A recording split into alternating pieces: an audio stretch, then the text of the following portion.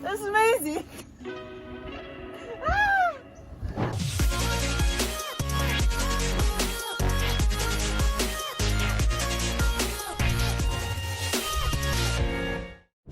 Hey, what's up guys? We're here at our property in Joshua Tree at the Mini Mojave house. Just want to show you guys around. It's been a lot of work trying to get this property up and running. A lot of hard work from my beautiful wife. We want to give you guys a tour. It's so cute. Can't wait to show you guys. All right, let's get started. First, this house is new construction. We bought it brand new from the builder. So that's why it's got a really cool kind of modern look. A lot of the other houses in Joshua Tree that we purchased were built in like the 70s, the 60s, the 50s. So this one's got kind of the more modern appeal to it. And it has this really cool undercover carport area here. Could be used for parking, but we wanted to maximize our outdoor concrete space since there isn't much, it's mostly dirt, and put a little dining table out here. And we have automatic locks. We even have a cute doorbell. All right, here it is. The Mini Mojave house.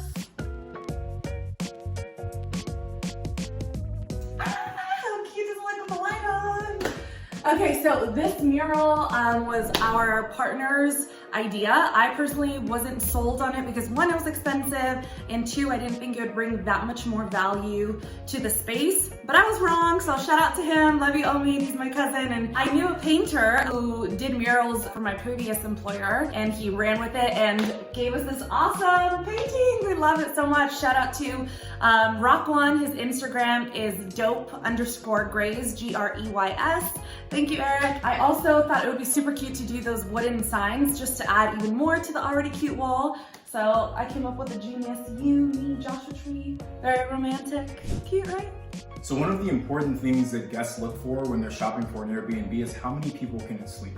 And at 391 square feet, that's a really tight space. So we wanted to make sure that we could maximize occupancy while also making the space like usable and functional. So we've got the queen size bed here. We also added this couch that doubles as a futon. So guests can literally just lay this down. It lays flat, so you can sleep at least one additional, maybe two people on this if you wanted to. So we have this listing as a 4-person occupancy. We say in there that 4 is a tight squeeze, but we can make it work. And we believe that's what's helping us stay fully booked since we've gone live. Another super fun wall we have here in the Mini Mojave house is this beautiful sunset backdrop. And it was super cost efficient because it's not a painted mural. It's actually just a stick and peel wallpaper that we got, I think, off of Etsy. And it cost us about $60, so super cheap, easy to install. I did it all by myself. It really makes the house stand out and makes the space feel warm and fun, and this is like a perfect Instagrammable spot in the house. She did not do that all by herself. Our handyman and his son helped her. Oh, baby, that's embarrassing. One of the reasons we really liked this property was because it was so modern. Like I mentioned before, a lot of the houses in Joshua Tree, they're older, so you kind of get that older design, but what we loved here was that it was brand new, got a lot of the really cool touches. So as you look through the kitchen, we've got really nice updated countertops. I don't even know what kind of cabinets these are, but they look great.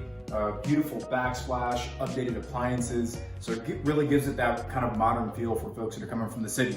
We're not too far from Los Angeles, from Orange County, so we get a lot of people who come from those cities and they want to feel like they're in the desert, but they also want some of those more modern touches from home. So we love that this house gives them both of that. Another fun thing about our homes is that we try to make them as fun and personable and warm as possible. So one of the things that we do is provide these cute little journals where our guests are encouraged to share a sweet, funny joke or your favorite moment for the next guest to read. So that's super fun. One of my favorites was this super obnoxious written one that said, "Thank you so much for a great appearance. We will be back in the near future." We also have these super cute little Instax cameras. We provide the film, and that's another fun way to share the fun experience our guests had with the next guest.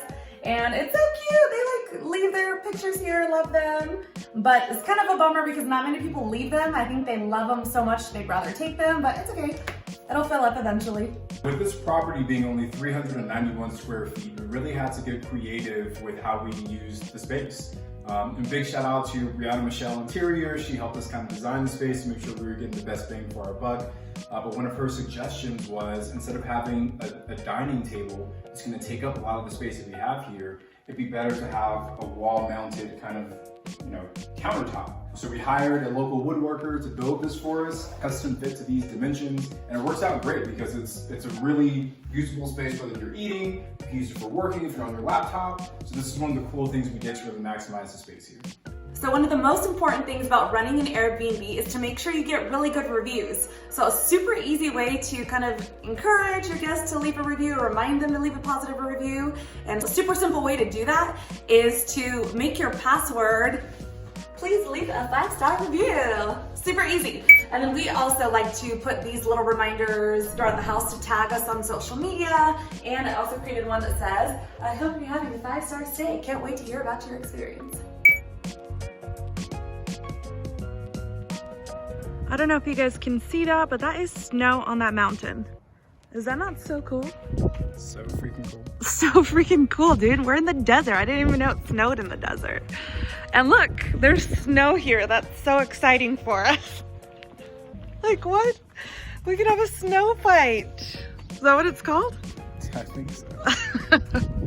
So one of the biggest parts about making a good Airbnb in Joshua Tree is capitalizing on the outdoor space. So as much as we love the inside, we're trying to make sure that the outside is just as appealing. So we've got a couple things that we set up to make the space, more usable for the guests. So right in front, we've got a really cool fire pit with some seating around it. It's a way for the guests to enjoy the outdoor space even when it's cold outside like it is right now. And guests have shown that they love that. We see it in the reviews, we get in the messages that the fire pit is a hit with all of them. We just recently built this awesome pergola with these hammocks, these swing hammocks, and this privacy wall right over here. So this is just a really cool other outdoor seating option for our guests. Again, we're just trying to maximize the outdoor space as much as possible, provide different experiences wherever we can. Our plan is to install another fire pit right in the center, and the string lights are personally my favorite part of this space.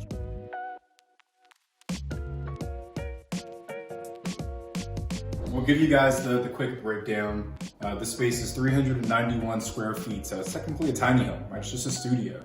We bought this property for $285,000. We probably put maybe another $5,000, $6,000 in furnishings, the outdoor space, which we'll show you guys. So not too expensive for property, and we're projecting this property will gross about $60K in the first year that we own it. So my favorite spot in the house is that wall. How cute is that? What's your favorite spot? You took it, but I'd say probably outside. Look at how freaking fun this is. Who wouldn't want to chill here? Look at how cozy I am. Imagine with the fire pit.